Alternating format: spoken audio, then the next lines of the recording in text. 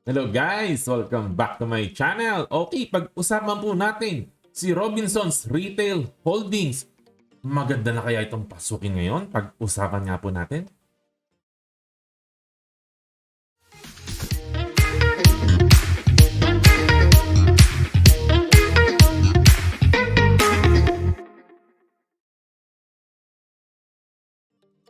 Welcome back! Ayan, pag-usapan po natin si Robinsons Retail Holdings. No? Mukhang maganda yung stock na to. No?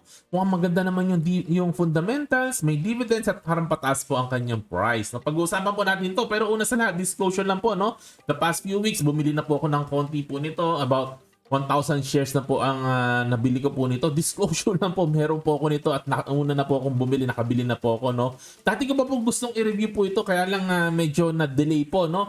Medyo busy po tayo. And I'm planning to buy more in the coming weeks or months to come, no? Dahan-dahan lang po, pag nagkakapera ng konti, nakakaipon ng konti, plano ko pa pong bumili po nito.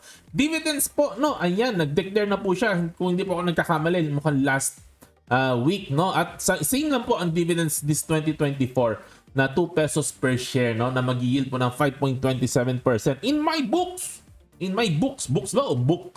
Pwede na po yan. Laman tiyan na po sa akin yan. 5%, papatusin ko na po yan. No? Okay.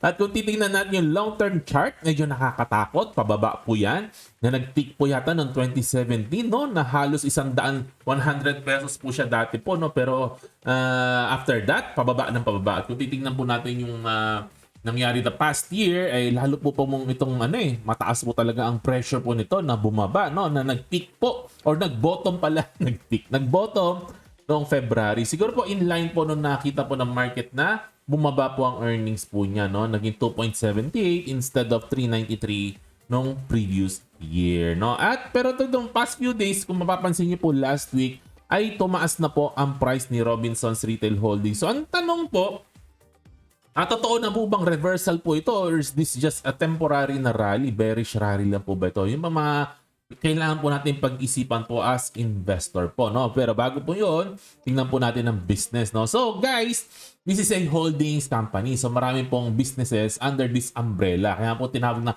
holdings kasi marami, no? Kasi kung isa lang, hindi po siya holdings, okay? Kaya joke lang po, konting pampasaya lang naman po. Under this, alam naman po natin, nung pag sinabi pong Robinsons, yung supermarket talaga ang malaki po sa kanila. Then meron din silang handyman, meron din silang mga appliances. At yung pinaka-excited po ko dito, yung drugstore business po nila, no? TGP under sa kanila. South Star Drug, makikita po natin to, no? Yung South Star Drug sa mga SM po, marami pong South Star Drug.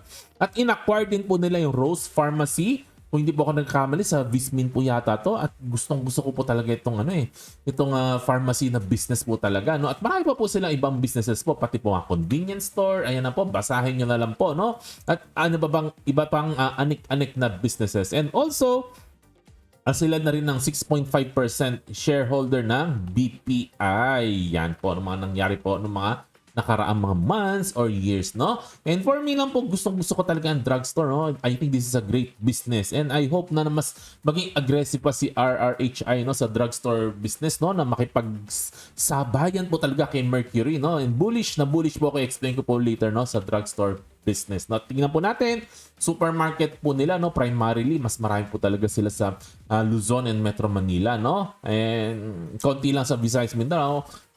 Dalawang ways po ito ng pagtitingin po natin, no? Isang way na pagtingin natin ito, meron pa pong i-grow ito, no? Kung mag-venture pa po sila doon sa mas malalayong lugar, no? Department store, ayan, medyo kalat-kalat naman po ang department store. DIY store, primarily more on talaga Luzon and Metro Manila. Convenience store, ayan, Luzon lang po talaga, no? At saka Metro Manila, hindi pa nila nape-penetrate po, no? Yung Vismin, no? Konting-konti pa lang, no? Ayan. At drugstore, ayan, marami na po silang drugstore kahit po sa Vismin. Kasi nga po, in-acquire po nila yung Rose Pharmacy kung hindi po ako nagkakamali po, no? Ayan. So maganda. Gustong-gusto ko po itong drugstore. Nandito talaga ako excited. At ito po talaga yung factor talaga na napabili ako nitong Robinsons po talaga, no? Kung wala po nito, baka nag-isip pa po talaga ako ng maraming beses. Okay, no? Ano po nagustuhan natin sa stocks na to, no? Yun po ang i-discuss ko po ngayon.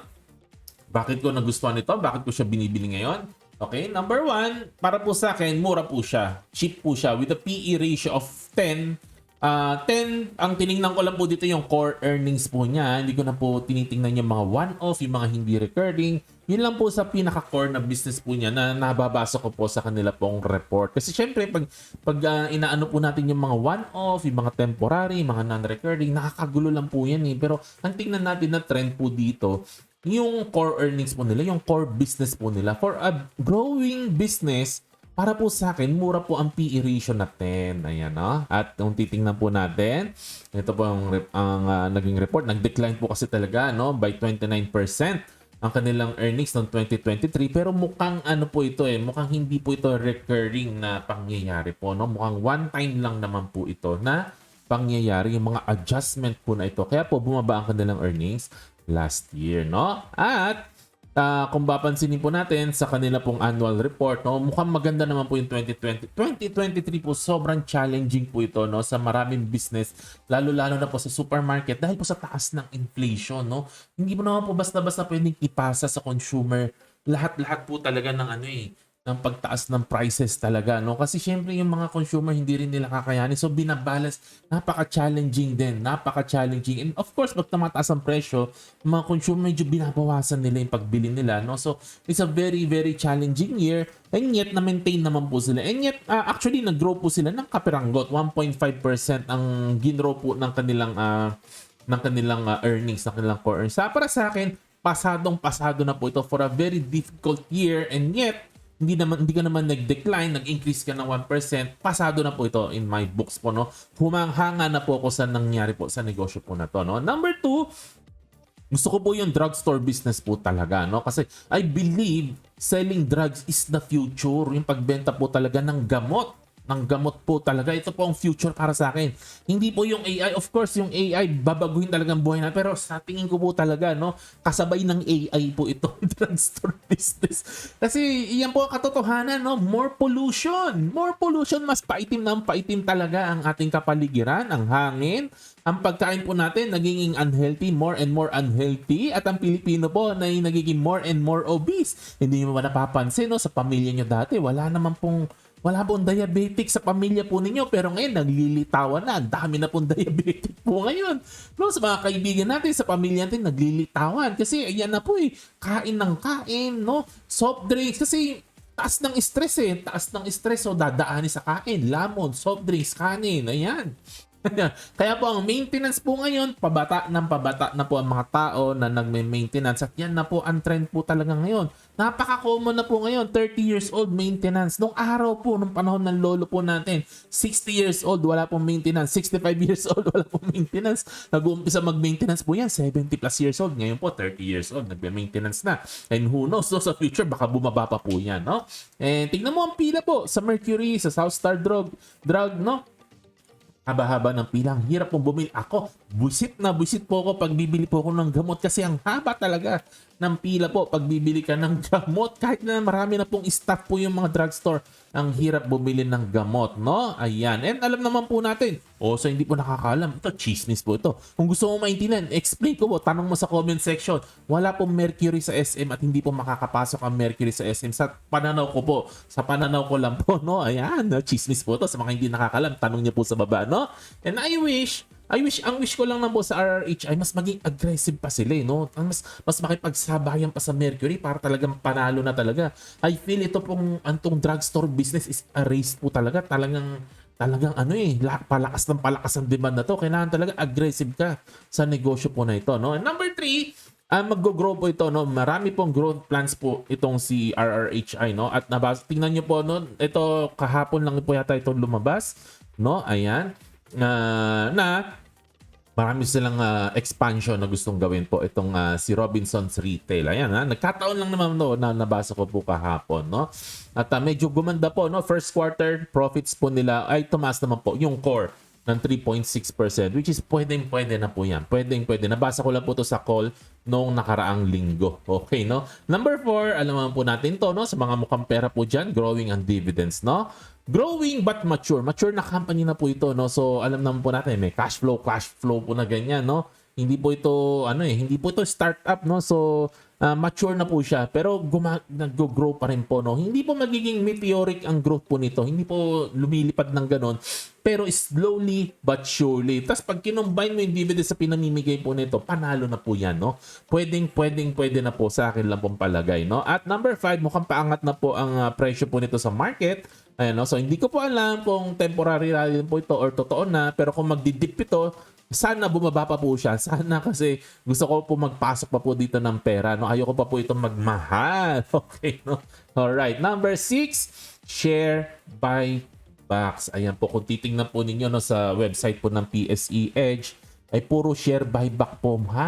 Kahit po last year, kahit po, tingnan nyo na lang po, no, talagang wala pong patid ang share buyback po ng company nito. Buyback ng shares po ito. At alam nyo na po, na-explain ko na po before, napakagandang sign po ng share buyback. Ibig po sabihin nito, yung management, hindi pala yung management, yung board, naniniwala po sila na napaka-undervalued ng company po nila. Kaya sila nag-share buyback. And of course, no, ang share buybacks, no, ay very, very similar to dividends, no, na hindi lang sumayad sa kamay mo yung pera. Ayan, no. Kasi po, mas nagiging valuable yung shares na hawak mo kasi less and less ang owners po nito, no. Okay. So ano pong analogy ng share buyback? Kasi ganito po yan, isipin mo po ganito, no. Dumaan sa iyo yung shares, no. Halimbawa, yung dividends, yung dividends dumating sa palad mo, halimbawa, nag-declare siya ng dividends, no? And then, ibinili mo lang din ulit ng shares nung stock po na yon. So, dumami yung ownership mo sa company. Ngayon, yung share buyback, parang ganun din po siya. Parang dumami din yung ownership mo sa company na yun.